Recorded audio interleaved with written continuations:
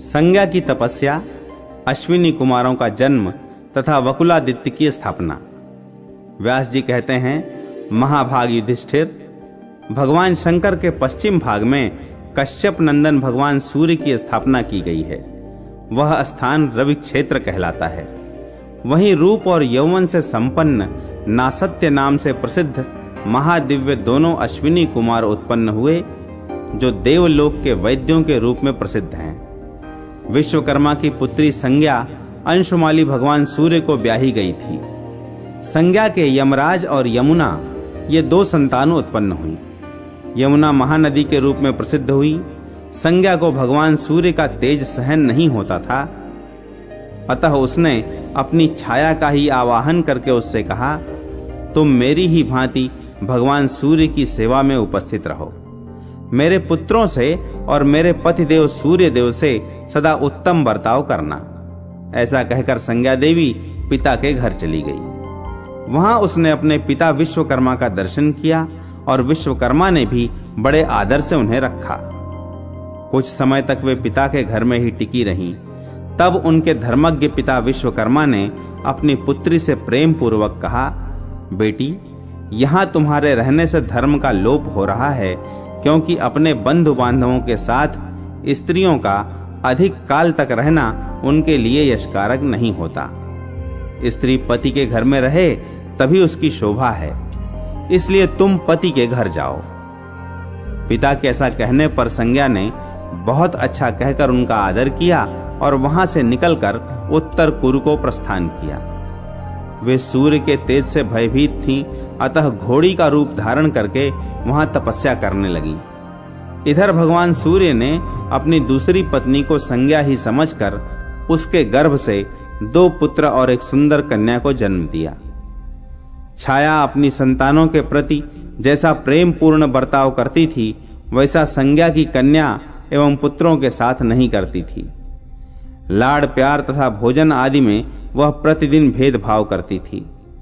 यमुना ने तो उसके इस बर्ताव को सह लिया, किंतु यमराज से नहीं सहा गया। उन्होंने पिता के समीप जाकर प्रणाम पूर्वक कहा, तात, यह मेरी माता नहीं है। यह सुनकर भगवान सूर्य ने छाया संज्ञा को बुलाकर पूछा, देवी, संज्ञा कहाँ चली गईं? उनके बार बार पूछने पर भी जब उसने नहीं बताया, तब वे क्रोध में आकर शाप देने को उद्यत हो गए। इससे भयभीत हो उसने सब वृत्तांत ज्यों का त्यों बता दिया। यथार्थ बात ज्ञात होने पर सूर्यदेव विश्वकर्मा के घर गए और विश्वकर्मा से उन्होंने संज्ञा के विषय में पूछा। वे बोले, देव, संज्ञा आपके भेजने से मेरे घर आई अवश्य थी, किंतु मैंने उसे पुनः वहीं भेज दिया। यह सुनकर भगवान सूर्य ने समाधि में स्थित होकर देखा कि संज्ञा घोड़ी का रूप धारण करके उत्तर कुरु में तपस्या कर रही हैं। उन्होंने ध्यान के द्वारा यह भी समझ लिया कि तेज से असह्य होने के कारण वह मेरी ओर देखने में समर्थ न हो सकी। आज 50 वर्ष व्यतीत हो गए। उसने पृथ्वी पर जाकर तपस्या की है। तब भगवान सूर्य शीघ्रता पूर्वक संज्ञा के पास गए। उस समय वे धर्मारण्यपुर में आकर तपस्या में संलग्न थी। भगवान सूर्य को आया हुआ देख सूर्य पत्नी संज्ञा पुनः घोड़ी के रूप में स्थित हो गईं। तब भगवान सूर्य भी अश्व हो गए। फिर उन दोनों का मिलन हुआ। इससे वे दोनों अश्विनी कुमार जुड़वे प्रकट हुए। उनके दाहिने खुर से पृथ्वी विदीर्ण हो जाने के कारण वहां एक कुंड बन गया और उसमें जल प्रकट हो गया। इसी प्रकार पिछले चरणों से भी एक दूसरा कुंड बन गया। उसमें स्नान करने से मनुष्य सब पापों से मुक्त हो जाता है और उसका शरीर कोढ़ आदि रोगों से पीड़ित नहीं होता। राजन, इस प्रकार तुमसे अश्विनी कुमारों की उत्पत्ति का वृत्तांत बतलाया। देवताओं ने वहां भगवान सूर्य को वकुल वन के स्वामी के रूप में स्थापित किया। साथ ही वहां संज्ञा रानी और दोनों अश्विनी कुमारों की भी स्थापना की गई। जो मनुष्य इंद्रियों को संयम में रखकर श्रद्धा पूर्वक सूर्य कुंड में स्नान करता है, वह महानरक में पड़े हुए पितरों का भी उद्धार कर देता है। जो श्रद्धा पूर्वक देवताओं और पितरों का तर्पण करके उस कुंड का जल पीता है, उसका पुण्य कोटि गुना होता है। रविवार युक्त सप्तमी में तथा चंद्र ग्रहण और सूर्य ग्रहण के समय जो सूर्य कुंड में स्नान करते हैं वे फिर गर्भ में नहीं जाते। संक्रांति, व्यतिपात और वैधृत योग में पर्वों के अवसर पर शुक्ल और कृष्ण पक्ष की पूर्णिमा, अमावस्या एवं चतुर्दशी को जो सूर्य कुंड में स्नान करता है उसे कोटि यज्ञों का फल प्राप्त होता है। जो मनुष्य एक चित्त होकर वकुलादित्य का पूजन करता है वह जब तक सूर्य देव तपते हैं तब तक परम धाम में निवास करता है। उसे कभी सर्प का भय नहीं होता, भूत और प्रेत आदि की बाधा भी नहीं प्राप्त होती। जो मनुष्य रोगग्रस्त हो वह सूर्य कुंड में 6 महीने तक स्नान करने से सभी रोगों से मुक्त हो जाता है। युधिष्ठिर, जो मनुष्य इस धर्मारण्य क्षेत्र में कन्यादान करता है वह उस विवाह यज्ञ से पवित्र चित्त होकर ब्रह्मलोक में पूजित होता है। इस क्षेत्र में गोदान, शय्यादान, मूंगा, घोड़ा, दासी, भैंस, तिल एवं सुवर्ण का दान करना चाहिए। रविवार युक्त सप्तमी तिथि में जो वकुलादित्य का स्मरण करता है उसे ज्वर आदि रोगों, शत्रुओं तथा व्याधियों से भय नहीं प्राप्त होता। युधिष्ठिर जी ने पूछा, मुने, वहां भगवान सूर्य का वकुलार्क अथवा वकुलादित्य नाम कैसे पड़ा? व्यास जी बोले, राजेंद्र, जब संज्ञा रानी ने भगवान सूर्य की प्राप्ति तथा उनके तेज की शांति के लिए एक चित्त होकर वकुल वृक्ष के नीचे तपस्या की, उस समय उस वृक्ष के नीचे आकर भगवान सूर्य बहुत शांत हो गए। तभी रानी ने 2 परम मनोहर दिव्य रूपधारी पुत्र उत्पन्न किए। इसी से भगवान सूर्य का नाम वकुलार्क हुआ।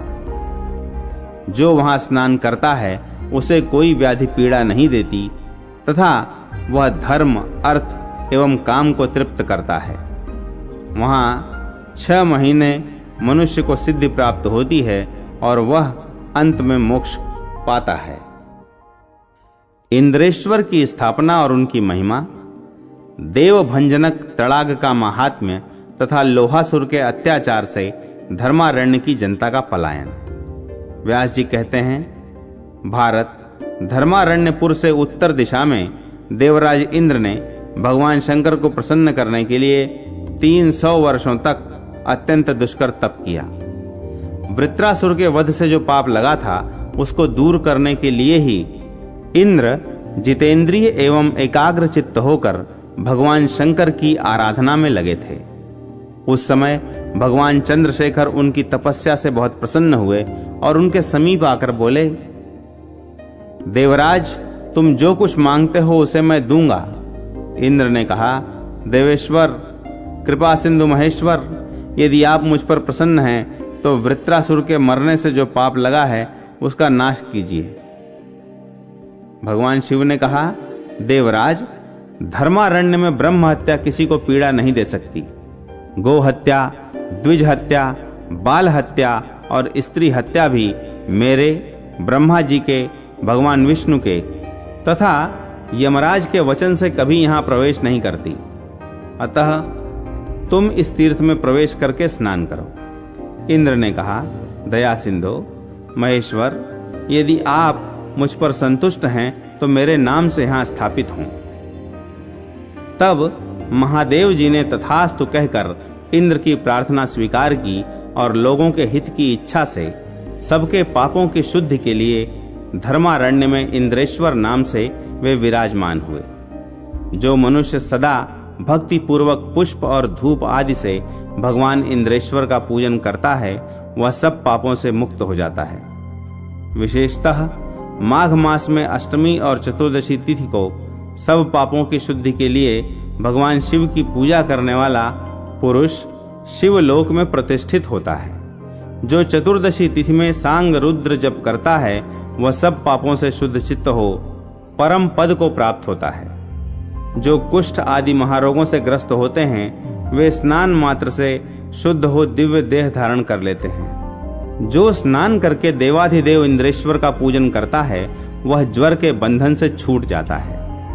जो वंध्या, दुर्भाग्यवती, काकवंध्या जिसकी संतान मर जाती हो वह, मृतवत्सा तथा महादुष्टा नारी कुंड में भगवान शिव के आगे स्नान करके एक चित्त से उनकी पूजा करती है, वह स्नान मात्र से ही शुद्ध हो जाती है।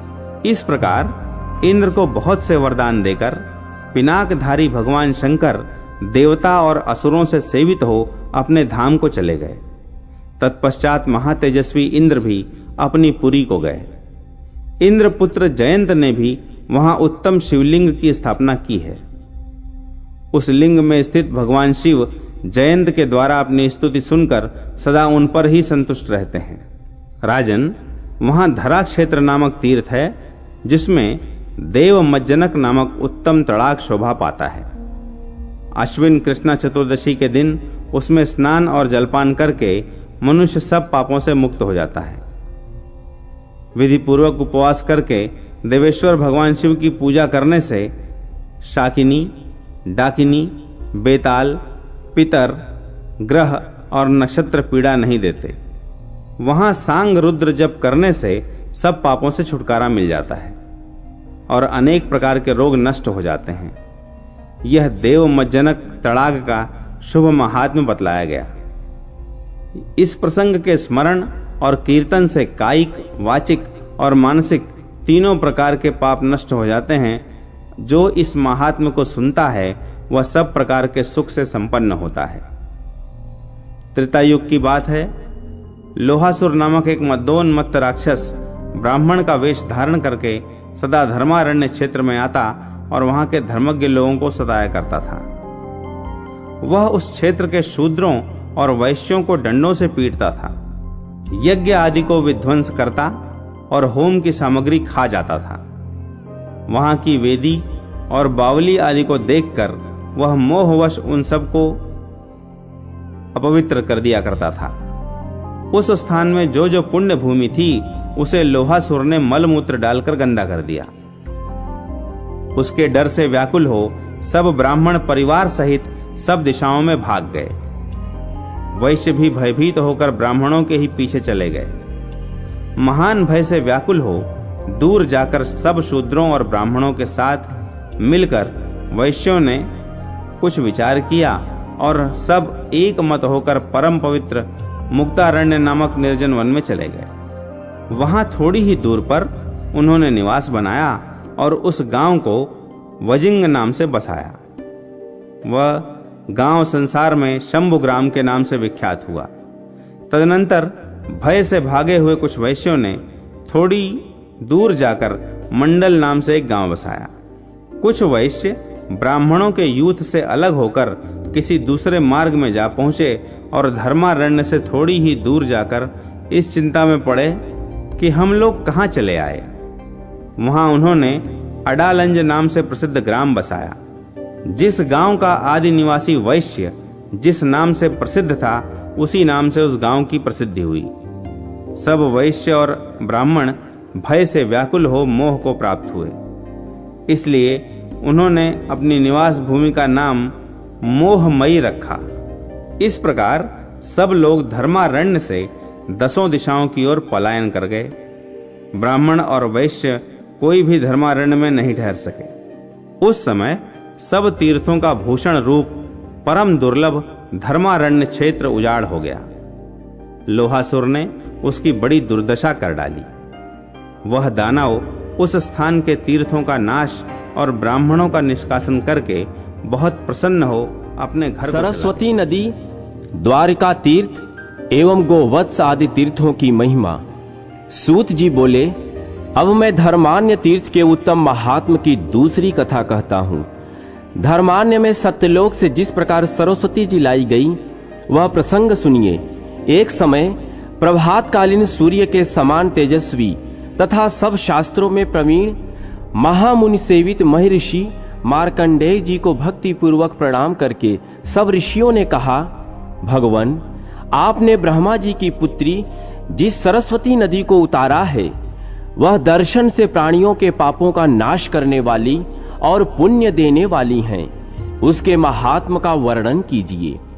मार्कंडेय जी बोले, ब्राह्मणों, मैंने शरणार्थियों को शरण देने वाली सरस्वती देवी को भाद्रपद मास के शुक्ल पक्ष की पुण्यमयी द्वादशी तिथि को धर्मान्य के अंतर्गत द्वारावती तीर्थ में उतारा था। द्वारावती तीर्थ मुनियों और गंधर्वों से सेवित है। उक्त तिथि को उस तीर्थ में पिंडदान आदि करना चाहिए।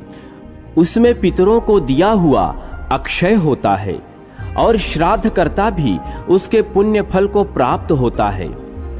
यह महत्वपूर्ण उपाख्यान पापों का नाशक एवं पुण्यदायक है। पवित्र वस्तुओं में पवित्र और महापातकों का निवारण करने वाला है। सरस्वती जी का जल समस्त मंगलों के लिए मंगलकारक है और परम पवित्र है। प्रभास तीर्थ के मध्य में सरस्वती का जो पुण्यमय जल है वह क्या ऊपर के लोकों में सुलभ है। सरस्वती का जल मनुष्यों की ब्रह्म हत्या को भी दूर करता है। सरस्वती में स्नान और देवता पितरों का तर्पण करके पश्चात पिंड देने वाले मनुष्य फिर कभी माता का दूध पीने वाले शिशु नहीं होते। जैसे कामधेनु गौवे मनोवांछित फल देने वाली होती हैं, उसी प्रकार सरस्वती नदी भी स्वर्ग और मोक्ष की एकमात्र हेतु है। व्यास जी कहते हैं, मार्कंडेय जी ने सरस्वती देवी को यहां लाकर वैकुंठ का दरवाजा खोल दिया है। जो फल की आकांक्षा से यहां शरीर त्याग करते हैं वे उस फल को पाते हैं और अंत में भगवान विष्णु का सायुज्य प्राप्त कर लेते हैं।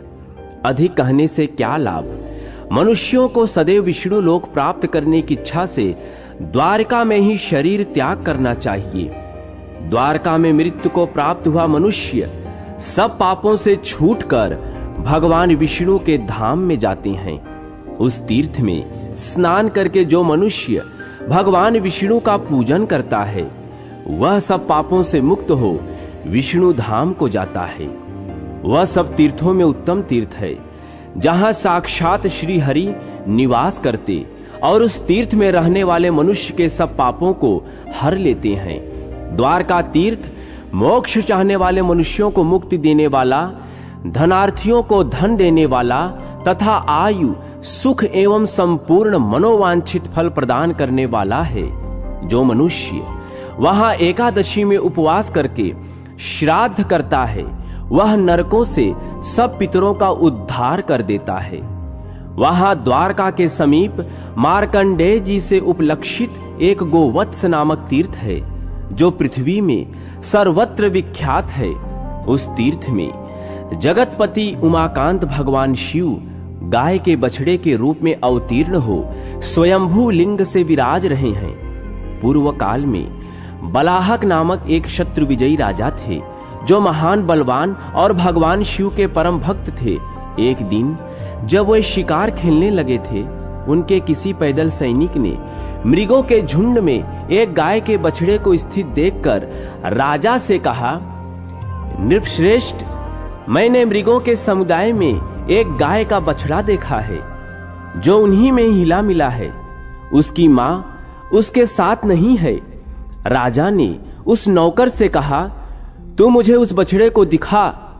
तब उस पैदल सेवक ने वन में जाकर राजा को वह बछड़ा दिखाया। उस समय पैदल सैनिकों के भय से मृगों का वह झुंड पीलू वृक्ष की झाड़ी की ओर भागा। तब गाय का बछड़ा भी उसी ओर चला। राजा उसे पकड़ने के लिए झाड़ी में घुस गए और ज्यों ही उसे पकड़ने लगे त्यों ही वह उज्जवल शिवलिंग के रूप में परिणित हो गया। यह देखकर राजा को बड़ा विस्मय हुआ। वह सोचने लगे, यह क्या बात है।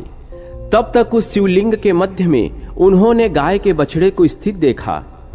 अब उनके मन में यह निश्चय हो गया कि अवश्य ही गाय के बछड़े के रूप में साक्षात भगवान महेश्वर विराजमान हैं।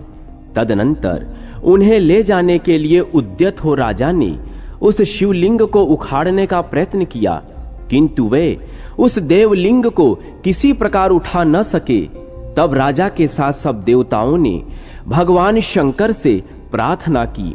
देवता बोले, भगवान सर्वदेश्वर प्रभो, आपको सब लोगों का हित साधन करने की इच्छा से शुक्ल लिंग रूप में स्थित होना चाहिए। श्री महादेव जी ने कहा, देवताओं, मैं यहाँ सदा ही लिंग रूप से स्थित रहूंगा।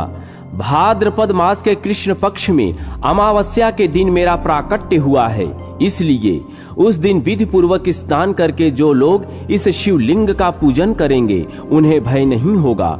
यहाँ पिंडदान करने से पूर्वजों को सदा के लिए उत्तम लोक की प्राप्ति होगी। घोर रौरव, कुंभिपाक तथा अन्य नरकों में गिरे हुए अथवा पशु पक्षियों की योनि में पड़े हुए जो पितर हैं, उन्हें यहाँ एक बार पिंडदान करने से अक्षय गति की प्राप्ति होती है। तदनंतर राजा बलाह ने सब देवताओं के समीप उस शिवलिंग को स्थापित किया और लोकहित की कामना से अनेक प्रकार के दान दिए। जब तक वे उस लिंग की पूजा करते रहे, तभी तक साक्षात भगवान शिव भी वहां आ गए। शिव जी ने कहा, जो मनुष्य आज की रात में श्रद्धा और भक्ति से इस देवेश्वर शिव की पूजा करेंगे, उन्हें अक्षय पुण्य की प्राप्ति होगी। जो गीता शास्त्र का पाठ करते हुए जागरण करेंगे, वह मनुष्य अपने 101 पीढ़ियों का उद्धार कर देंगे। यह देवाधिदेव भगवान शिव का अद्भुत लिंग है। जो मनुष्य भक्ति पूर्वक इसका महात्म्य सुनता है, वह सब पापों से मुक्त हो जाता है। गोवत्स नाम से विख्यात शिवलिंग मनुष्यों को परम पुण्य प्रदान करने वाला है। वह अनेक जन्मों के पापों का नाश कर देता है। ऐसा मार्कंडेय जी का वचन है। जिनका चित्त पाप से दूषित है, उनके पाप युक्त शरीर की शुद्धि के लिए उस तीर्थ में स्नान करना आवश्यक है। गोवत्स तीर्थ में एक बार किया हुआ स्नान भी मनुष्यों को रुद्रलोक में प्रदान करता है। वहां विशेषतः भाद्रपद मास में पक्ष के अंत में कूप के तट पर तर्पण और श्राद्ध करने से कलयुग में पितरों को अधिक तृप्ति होती है। गया में 21 बार तर्पण करने पर पितरों को जो परम तृप्ति होती है, वह गंगकूप में एक बार तर्पण करने से ही हो जाती है। गोवत्स महादेव के समीप ही गंगकूप विद्यमान है। वहां तिल और जल से भी तर्पण करने पर पितर सद्गति को प्राप्त होते हैं, नरकों से छूट जाते हैं। उस तीर्थ में मुनीश्वर गण गोदान की प्रशंसा करते हैं। वहां 2 पीलू के वृक्ष स्थित हैं। वहीं मुनि सेवित गोवत्स तीर्थ है, जो स्नान से स्वर्ग देने वाला, आचमन से पाप की शुद्धि करने वाला, कीर्तन से पुण्य उत्पन्न करने वाला और सेवन से मोक्ष देने वाला है। गोवत्स तीर्थ से नैऋत्य कोण में लोह यष्टि दीख पड़ती है। वहां स्वयंभू लिंग के रूप में साक्षात भगवान शंकर विराजमान हैं। भाद्रपद आश्विनी की अमावस्या के दिन लोह यष्टि में श्राद्ध करने पर पितर प्रेत योनि से मुक्त हो स्वर्ग में क्रीड़ा करते हैं।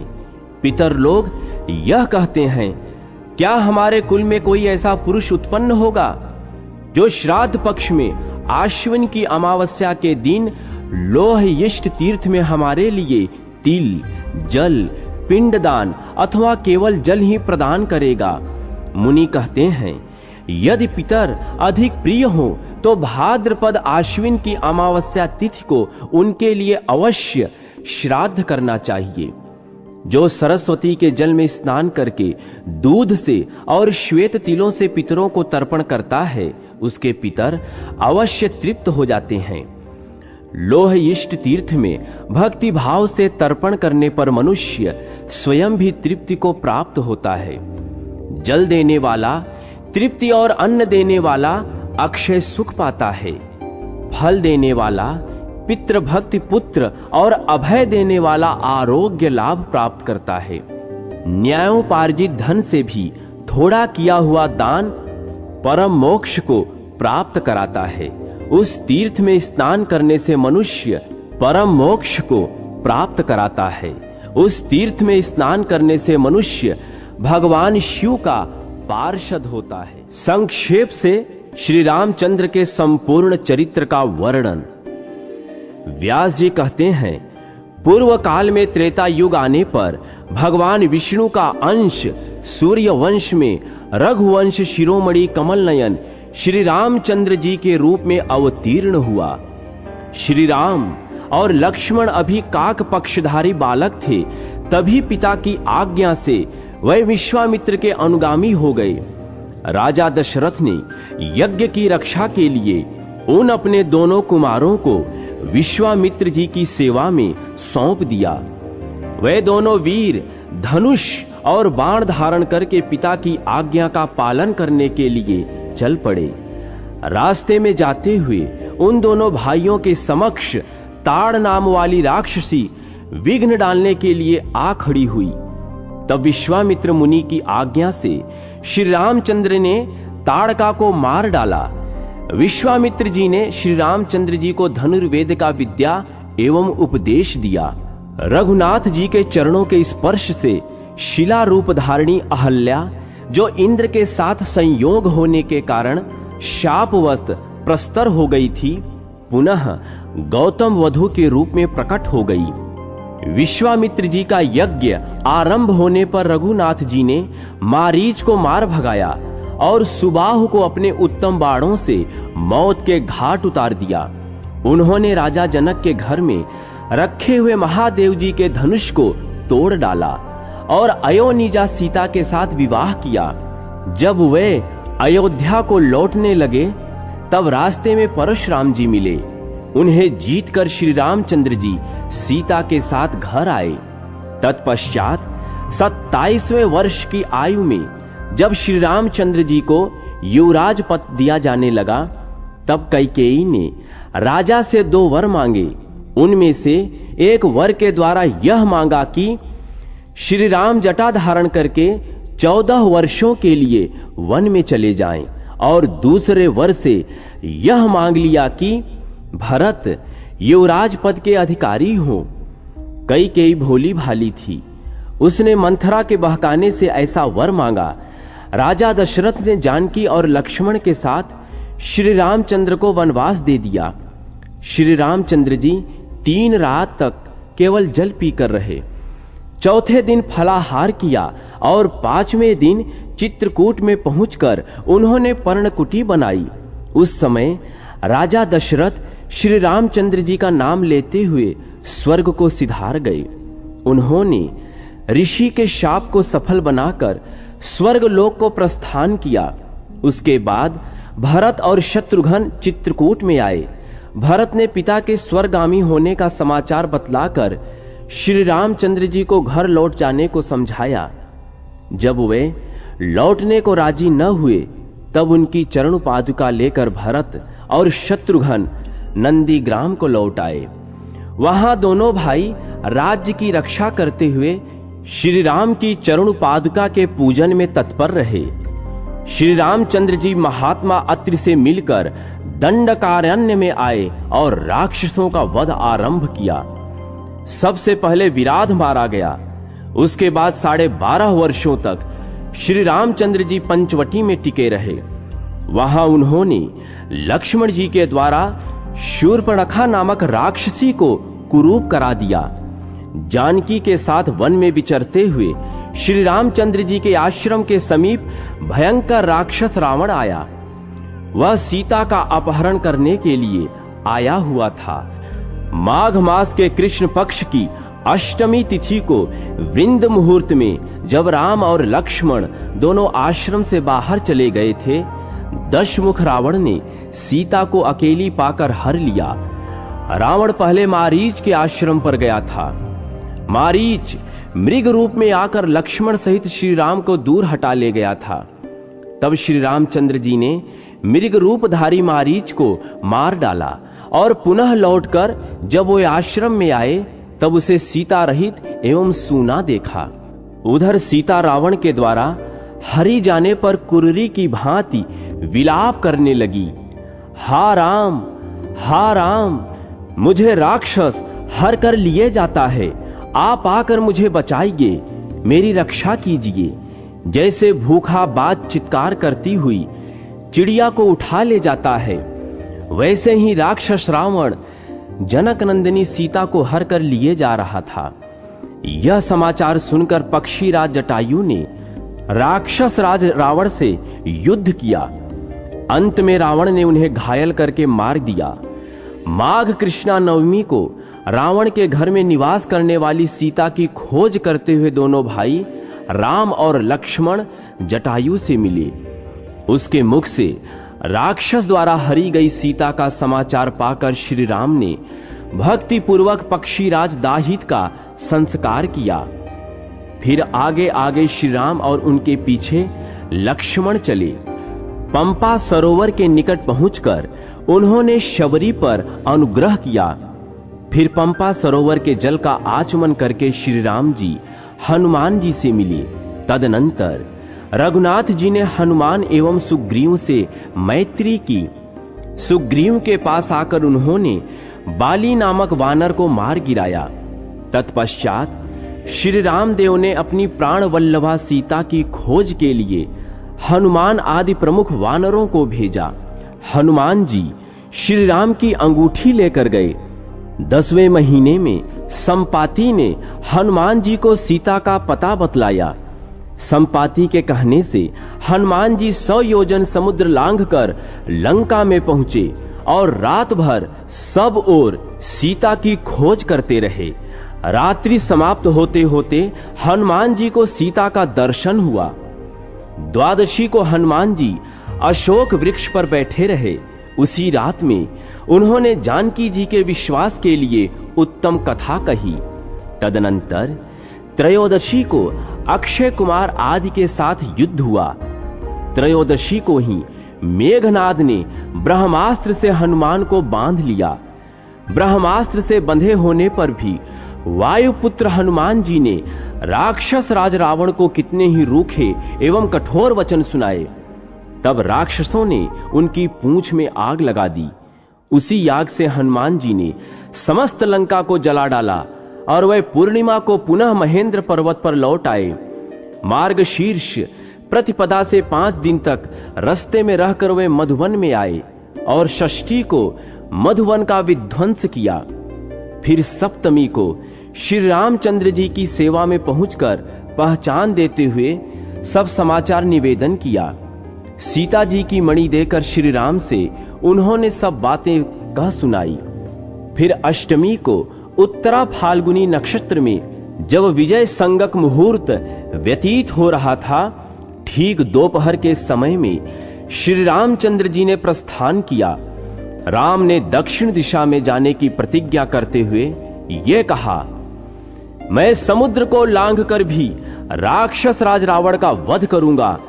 दक्षिण दिशा की ओर प्रस्थान करते समय श्री रामचंद्र जी के साथी वानर राज सुग्रीव भी साथ हो लिए। 7 दिनों में समुद्र के तट पर सेना की छावनी पड़ी। शौष शुक्ल पक्ष प्रतिपदा से लेकर तृतीया तक सेना सहित श्री रामचंद्र जी की उपस्थिति सागर के तट पर हुई। चतुर्थी को विभीषण आकर श्री रामचंद्र जी से मिले। पंचमी को समुद्र पार करने के विषय में परस्पर विचार किया गया। उसके बाद 4 दिन तक श्री रामचंद्र जी ने समुद्र के किनारे उपवास व्रत किया। चौथे दिन समुद्र से वर प्राप्त किया। साथ ही समुद्र ने समुद्र पार करने का उपाय बताया। 10वीं सेतु बांधने का कार्य प्रारंभ हुआ और त्रयोदशी को पूरा हो गया। चतुर्दशी को सुबेल पर्वत पर पहुंचकर श्री रामचंद्र जी ने सेना का पड़ाव डाला। पूर्णिमा से लेकर द्वितीया तक 3 दिनों में सारी सेना समुद्र पार करके लंका पहुंच गई। तत्पश्चात शुभ लक्षण श्री राम ने सीता को प्राप्त करने के लिए शूरवीर वानरों की सेना के साथ लंकापुरी को चारों ओर से घेर लिया। तृतीया से लेकर 10वीं तक 8 दिनों तक सेना टिकी रही। एकादशी के दिन शुक और सारण इन दोनों मंत्रियों का आगमन हुआ। पौष कृष्णा द्वादशी को सेना की गणना की गई।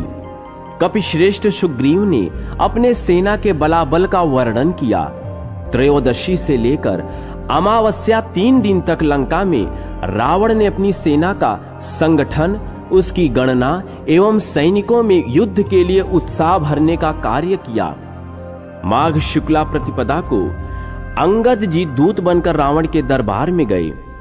द्वितीया के दिन सीता को माया से उनके पति के कटे हुए मस्तक का दर्शन कराया गया। उस दिन से 7 दिनों तक अर्थात अष्टमी तिथि तक राक्षसों और वानरों में घमासान युद्ध हुआ। माघ शुक्ला नवमी की रात में मेघनाद ने युद्ध करके राम और लक्ष्मण को नागपाश में बांध लिया। इससे सब कपीश्वर व्याकुल हो और हताश हो गए। तब वायु के उपदेश से श्री रघुनाथ जी ने गरुण का स्मरण किया। दशमी को गरुण जी नागपाश से छुड़ाने के लिए आए।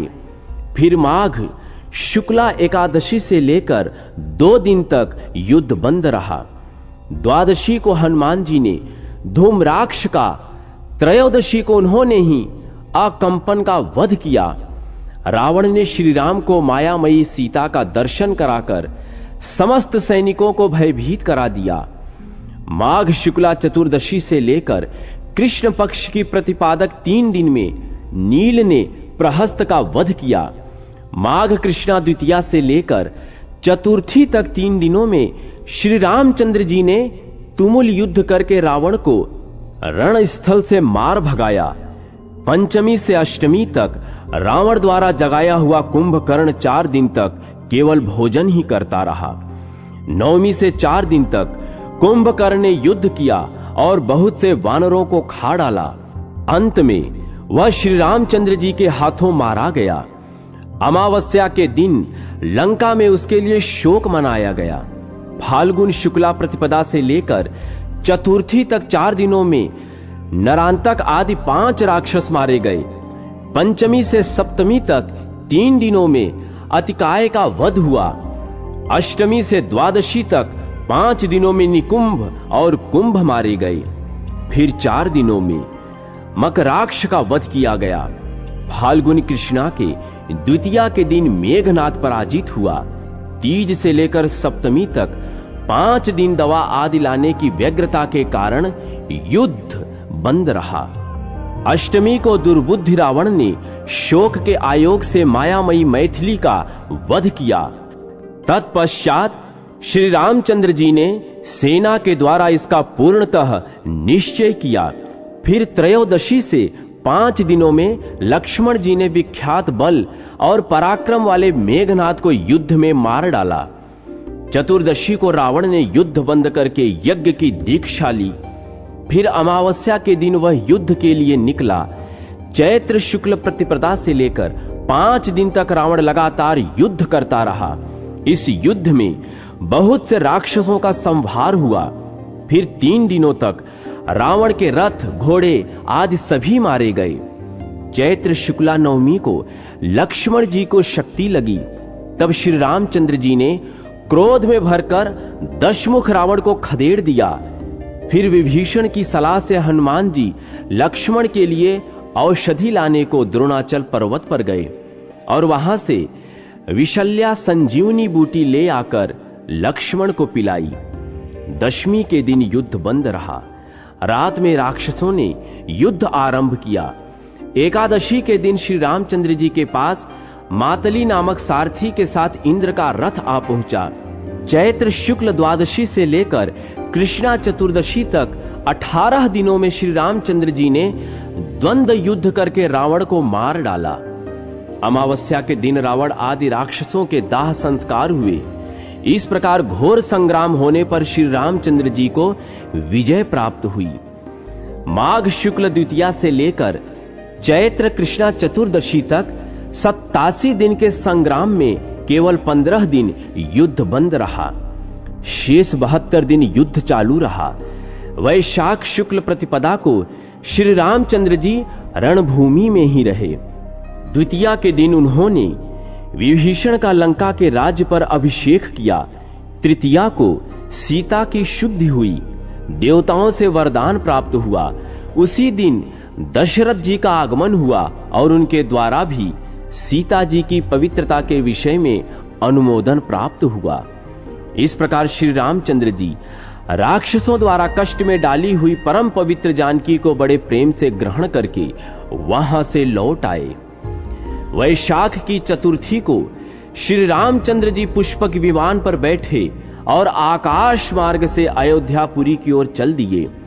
14वां वर्ष पूर्ण होने पर वैशाख शुक्ल पंचमी को श्री रामचंद्र जी अपने दल बल के साथ भरद्वाज आश्रम पर आकर रहे।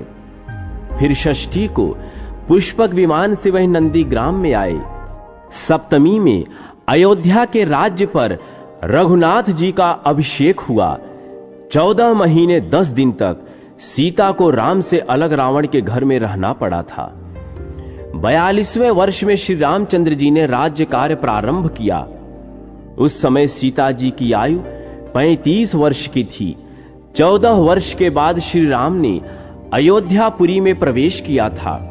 उस समय रावण का दर्प दलन करने वाले श्री रामचंद्र जी बहुत प्रसन्न थे। उन्होंने अपने भाइयों के साथ 11,000 वर्षों तक राज्य किया। राज्य का पालन करने के पश्चात वह सबके साथ परम धाम में गए। राम राज्य में सब लोग बहुत प्रसन्न रहते थे। सभी धन धान्य से संपन्न तथा पुत्र पौत्रों से भरे पूरे थे। बादल इच्छा के अनुसार पानी बरसाते थे। अन्न की उपज कई गुनी अधिक होती थी। गौवें घड़ा भर दूध देती थी और वृक्षों में सदैव फल लगे रहते थे। श्री रामचंद्र जी के राज्य में किसी को आदि व्याधि नहीं सताती थी। सभी स्त्रियां पतिव्रता होती थी। पुरुष पिता माता की भक्ति करने वाले होते थे। ब्राह्मण सदा वेद पाठ में लगे रहते, क्षत्रिय ब्राह्मणों की सेवा करते और वैश्य लोग ब्राह्मणों एवं गौओं में सदा भक्ति रखते थे। उस समय वर्ण संकरता और कर्म संकरता नामक नाम नहीं सुना जाता था। कोई भी स्त्री वंध्या, दुर्भाग्यवती, काकवंध्या, मृतवत्सा अथवा विधवा नहीं होती थी। सधवा स्त्री भी कभी विलाप नहीं करती थी। कोई भी माता पिता और गुरु की अवहेलना नहीं करते थे। प्रत्येक मनुष्य पुण्य करता और बड़े बूढ़ों की आज्ञा नहीं टालता था। कोई दूसरे की भूमि पर अधिकार नहीं जमाते थे। सभी पराई स्त्रियों से विमुख रहते थे। कोई मनुष्य परिनिंदक, दरिद्र, रोगी, चोर, जुआरी, शराबी और पापी नहीं था। स्वर्ण चुराने वाला, गुरु पत्नी गमन करने वाला, ब्रह्म हत्या, स्त्री हत्या और बाल हत्या करने वाला कोई पापी नहीं था। कोई किसी की जीविका नष्ट नहीं करता और झूठी गवाही नहीं देता था। शठ, कृतघ्न और मलिन मनुष्य कहीं देखने को नहीं मिलते थे। ब्राह्मण वेदों के पारंगत विद्वान होते थे और सदा सर्वत्र उनकी पूजा होती थी। अत्यंत विख्यात राम राज्य में कोई भी मनुष्य ऐसा नहीं था जो व्रत का पालन करने वाला एवं ईश्वर का भक्त न हो। राज्य करते हुए श्री रामचंद्र जी के पास उनके पुरोहित महाभाग वशिष्ठ मुनि अनेक तीर्थों में भ्रमण करके आए। श्री रामचंद्र जी ने अभ्युत्थान, अर्घ्य, पाद्य और मधुपर्ग आदि के द्वारा मुनियों सहित गुरु वशिष्ठ का पूजन किया।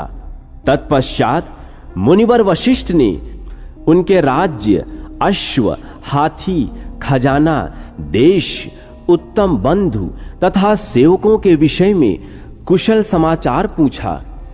श्री रामचंद्र जी ने कहा, गुरुदेव, आपके प्रसाद से मेरे लिए सर्वत्र कुशल है।